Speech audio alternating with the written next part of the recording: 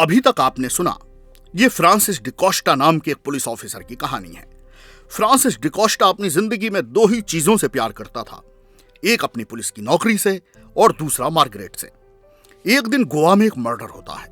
कोई किसी औरत का रेप करने के बाद मर्डर करके डोनापाला बीच पर दफना देता है। फ्रांसिस डिकोस्टा को उस मर्डर के बारे में पता चल जाता है।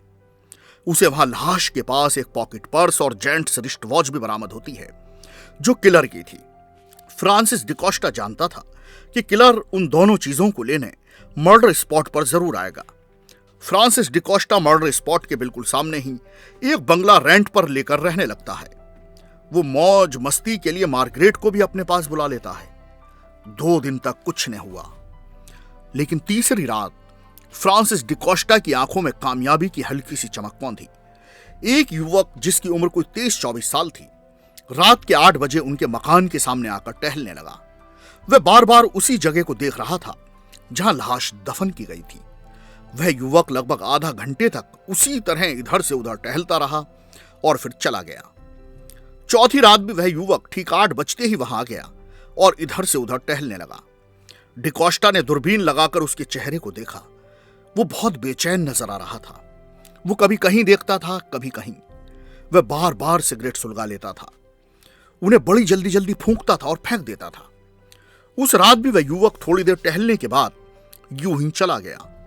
डिकोस्टा के दिमाग में अब शक के बादल गहराने लगे। जरूर वही हत्यारा युवक होगा। उसी ने पहले उस औरत के साथ बलात्कार किया होगा और अब वह अपना पर्स तथा रिस्ट वॉच निकालने के लिए उस जगह को दोबारा खोदने की हिम्मत नहीं जुटा पा रहा है। अब आगे सुने। 5वीं रात भी 8 बजते ही वह युवक वहां गया और बेचैनी के साथ इधर से उधर टहलने लगा। हमेशा की तरह वह सिगरेट फूंकता जाता था और इधर उधर देखता जाता था। साहब, तभी लेक बहादुर तमंग आकर फ्रांसिस डिकोस्टा से बोला, क्या बात है, आप सारी रात इसी खिड़की के पास क्यों बैठे रहते हो साहब? चले जाओ यहां से। फ्रांसिस डिकोस्टा खींचकर बोला, तुम्हें इन सब से कोई लेना देना नहीं है। सॉरी साहब। ठीक है साहब। और हाँ सुनो, आइंदा मैं तुम्हें अपनी निगरानी करते हुए न देखूं। मैं कब क्या करता हूं ये मेरा अपना मामला है। रात हो गई है, तुम जाकर सो जाओ। ठीक है साहब। लेक बहादुर तमंग चला गया। वह नेपाली नौकर कुछ सनकी किस्म का लड़का था।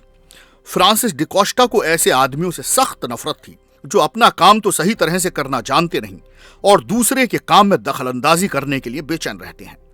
डिकोस्टा ने सड़क की तरफ देखा। वह नौजवान अभी भी बेचैनी के साथ इधर से उधर टहल रहा था। हमेशा की तरह लगभग आधा घंटे तक वो इसी तरह टहलता रहा और फिर बाईं तरफ मुड़ गया। फ्रांसिस डिकोस्टा ने अब फौरन कुर्सी छोड़ दी और वह तेजी से बाहर की तरफ लपका। शीघ्र ही डिकोस्टा उस युवक का पीछा कर रहा था, लेकिन डिकोस्टा ज्यादा देर तक उस युवक का पीछा भी न कर सका। वह युवक मकानों के जमघट के बीच में से जल्दी जल्दी इधर उधर निकला था और फिर इस तरह एकाएक गायब हो गया कि फ्रांसिस डिकोस्टा को बड़ी हैरानी हुई। उस युवक के लिए डिकोस्टा की बेचैनी अब बढ़ती जा रही थी। वो बड़ा ही अजीब आदमी था। रोजाना एक निर्धारित वक्त पर आकर खड़ा हो जाता था और निर्धारित वक्त पर ही चला भी जाता था। कभी उस जगह के नजदीक तक उसने जाने की हिम्मत न दिखाई जहां लाश दफन की गई थी। फ्रांसिस डिकोस्टा ने उस दिन एक संकल्प किया कि अगले दिन वो युवक जब फिर आएगा तो वह उससे खुद जाकर मिलेगा।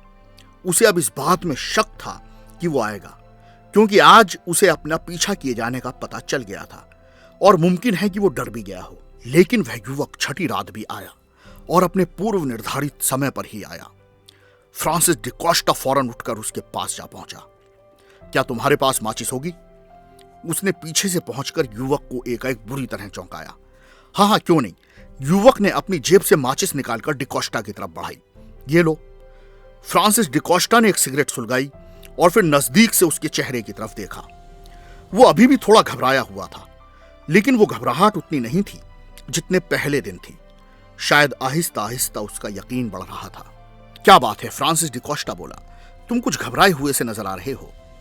नहीं तो, युवक जल्दी से बोला, ऐसी कोई बात नहीं। Your good name please? Vivek Agashe.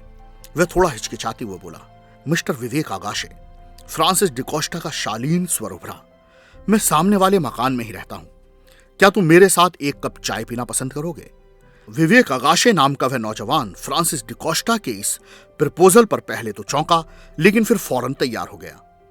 Nepali नौकर उस समय अपने कमरे में सोने जा चुका था। अलबत्ता मार्गरेट अभी भी जाग रही थी।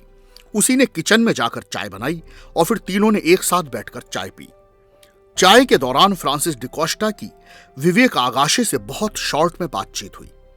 उस वक्त भी वह घबराया हुआ था और चाय पीते ही चला गया। अब तक फ्रांसिस डिकोस्टा के दिमाग में यह बात पूरी तरह बैठ चुकी थी कि विवेक अगाशे ही उस औरत का हत्यारा है और उसे सबूत के साथ बस पकड़ा जाना बाकी है। उस दिन के बाद विवेक अगाशे का डिकोस्टा के यहां आना जाना जैसे आम बात हो गई। वह कभी भी डिकोस्टा के पास खुद ही आ धमकता और उसके साथ बैठकर चाय पीता, सिगरेट पीता। फ्रांसिस डिकोस्टा को अब पूरा केस उलझता नजर आ रहा था।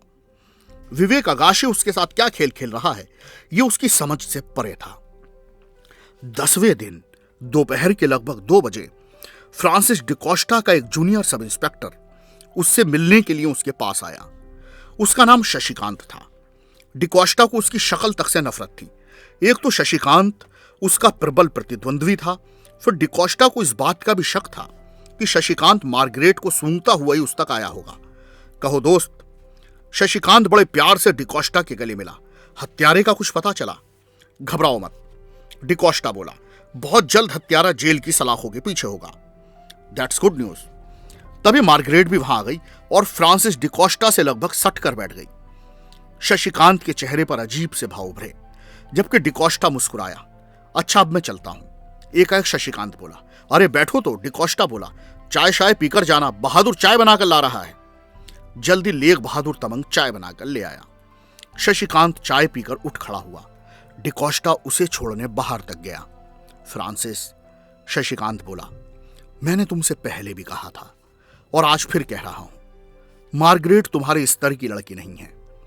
अगर तुमने उससे शादी की तो ये तुम्हारी जिंदगी की सबसे बड़ी भूल होगी।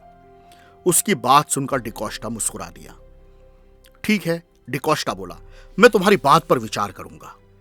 शशिकांत चला गया। उसी शाम 8 बजे फिर विवेक अगाशे डिकोस्टा के पास आया। अब वे पहले की तरह बेचैन या घबराया हुआ नहीं रहता था, बल्कि अब उसके होंठों पर हरदम मुस्कान खेलती रहती, एक विश्वासपूर्ण मुस्कान। जरूर उसके मन में भ्रम पैदा हो गया है कि मैं बेवकूफ बन गया हूं, डिकोस्टा ने सोचा। अच्छी बात है अगर ये इसी भ्रम में रहे। लेकिन ये सोचकर खुद फ्रांसिस डिकोस्टा का मन भी आशंकित होता था कि विवेक अगाशे उसके साथ आखिर क्यों दोस्ती का ये नाटक रच रहा है। उस रात जब विवेक अगाशे गया तो फ्रांसिस डिकोस्टा हमेशा की तरह उसे जाते देखता रहा। उसने देखा कि विवेक अगाशे किसी कागज की बारीक बारीक चिंदियां करके हवा में उड़ाता जा रहा है। विवेक अगाशे की आंखों से ओंझल होने के बाद फ्रांसिस डिकोस्टा दौड़कर सड़क पर गया और उसने कागज की उन छोटी छोटी चिंदियों को देखा जिन्हें विवेक अगाशे उड़ाता हुआ गया था। उन चिंदियों को इकट्ठा करके उन्हें जोड़ना और फिर पढ़ना एक बिल्कुल नामुमकिन काम था। अलबत्ता डिकोस्टा के हाथ एक ऐसी बड़ी चिंदी जरूर लगी जिस पर लिखा था, आज रात 10 बजे मैं ये काम जरूर कर दूंगा। वो लाइन पढ़ते ही फ्रांसिस डिकोस्टा के शरीर में सिहरन सी दौड़ गई। यानी वो वक्त आ गया था जब विवेक अगाशे को रंगे हाथों पकड़ा जाना था। उसने अपनी रिस्ट वॉच देखी। 10 बजने में अभी पूरा पौन घंटा बाकी था।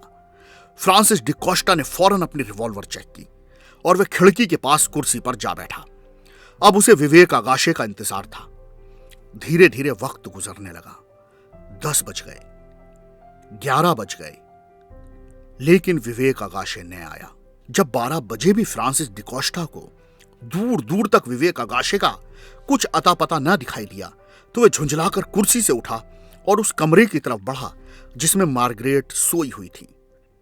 फ्रांसिस डिकोस्टा ने कमरे में कदम रखा, लेकिन वो देखकर हैरान रह गया कि मार्गरेट अपने बिस्तर पर नहीं थी। डिकोस्टा ने लाइट जलाकर इधर उधर सब जगह देखा, लेकिन मार्गरेट कहीं न थी। तभी डिकोस्टा की नजर बेडरूम में वार्डरोब के पास रखे एक कागज पर गई। डिकोस्टा ने लगभग झपट कर वो कागज उठाया और फिर उसे पढ़ा। उसे पढ़ते ही डिकोस्टा की उंगलियां कांपने लगी। उस कागज पर लिखा था, मूर्ख डिकोस्टा, मेरी नजर शुरू से ही तुम्हारी प्रेमिका मार्गरेट पर थी, जबकि मार्गरेट ने मुझे बताया कि तुम मुझे हत्यारा समझ रहे हो। डिकोस्टा, आज ये साबित हो गया, पुलिस वाले कितने मूर्ख होते हैं। वे सबको अपनी पुलिसिया नजरिए से ही देखते हैं और उनके जीवन में प्यार तथा इमोशंस के लिए कोई जगह नहीं होती। बहरहाल मैं मार्गरेट को अपने प्रेम जाल में फांसने में सफल हो गया हूं और हम दोनों कल ही शादी करने जा रहे हैं। मुझे उम्मीद है मैं मार्गरेट के लिए तुमसे ज्यादा सफल पति साबित होऊंगा। विवेक आकाशे। पत्र पढ़ते ही फ्रांसिस डिकोस्टा पलंग पर गिर पड़ा और उसके होश उड़ गए। ओह, तो वह प्रेम प्रसंग का मामला था। जबकि वह उसे हत्या के एंगल से देख रहा था, उसे वे दृश्य याद आने लगे जब विवेक आकाशे बेचैनी पूर्वक उसके घर के आगे चहलकदमी करता था। ओह, तो वह चालाक आदमी मार्गरेट के चक्कर में था और मैं समझता था कि वह कब्र खोदने के लिए अपने अंदर हौसला नहीं जुटा पा रहा है। फ्रांसिस डिकोस्टा ने अपना माथा धुन लिया। वह सचमुच मूर्ख था, बहुत बड़ा मूर्ख। वह कितनी ही देर तक बेड पर उसी हालत में पड़ा रहा। वह तब चौंका जब किसी ने जोर जोर से दरवाजा भड़बड़ाया। फ्रांसिस डिकोस्टा ने खड़े होकर दरवाजा खोला। सामने शशिकांत खड़ा था। मुबारक हो डिकोस्टा, शशिकांत गर्म जोशी के साथ अंदर आकर बोला। हत्यारा पकड़ा गया है। हत्यारा पकड़ा गया? डिकोस्टा चौंका। कौन है हत्यारा? अरे वही तुम्हारा नेपाली नौकर लेग बहादुर तमंग, वही तो हत्यारा है। वह अपनी मालकिन के साथ यहां डोनापाला बीच पर घूमने आया था। उसी ने अपनी मालकिन के साथ बलात्कार करके उसकी हत्या कर दी और लाश यहीं दफना दी। दरअसल तुम वारदात के अगले ही दिन इस मकान में शिफ्ट हुए थे, इसलिए तमंग को तुम पर शक हो गया था। तुम्हारे बारे में पूरी छानबीन करने के लिए ही उसने तुम्हारे यहां नौकरी की थी। दरअसल वह कब्र खोदने की फिराक में तो बहुत दिन से था, लेकिन तुम्हारी सख्त निगरानी की वजह से उसे ऐसा कोई मौका नहीं मिल पा रहा था। आज जब मार्गरेट विवेक आकाशे के साथ भाग गई और तुम पस्त होकर यहीं बेड पर गिर पड़े, तो वो ये बेहतरीन मौका जानकर कब्र खोदने जा पहुंचा और मैंने उसे तुरंत वहीं धर दबोचा। फ्रांसिस डिकोस्टा की आंखों में हैरानी के भाव कुछ और ज्यादा बढ़ गए। तो तुम इतनी रात को यहां क्या कर रहे थे? दोस्त, शशिकांत बोला, इस केस की इन्वेस्टिगेशन के लिए तुम्हारे साथ साथ मुझे भी अपॉइंट किया गया था। ओह, फ्रांसिस डिकोस्टा मुस्कुराया और उसने शशिकांत को गले से लगा लिया। आज तुम्हारे कारण ही हत्यारा पकड़ा जा सका है शशिकांत, वरना मैं तो। और शशिकांत बोला, क्या मेरी ये बात सही नहीं थी कि मार्गरेट तुम्हारे योग्य नहीं है? हां, तुम्हारी ये बात भी सही थी। शशिकांत खुलकर हंस पड़ा। फ्रांसिस डिकोस्टा खुलकर मुस्कुरा भी नहीं पा रहा था। उसकी आंखों के सामने सिर्फ मार्गरेट थी, उसका पहला प्यार, जिसे उसने अपनी इन्वेस्टिगेशन के चक्कर में खो दिया था। वैसे भी भारतीय अपराधी ज्यादा इंटेलिजेंट नहीं होते, डिकोस्टा ने झुंझलाकर सोचा। उनका कोई भी अपराध योजनाबद्ध नहीं होता। लेकिन मैं उसे पाना चाहता था संजय, कैसे भी, किसी भी कीमत पर।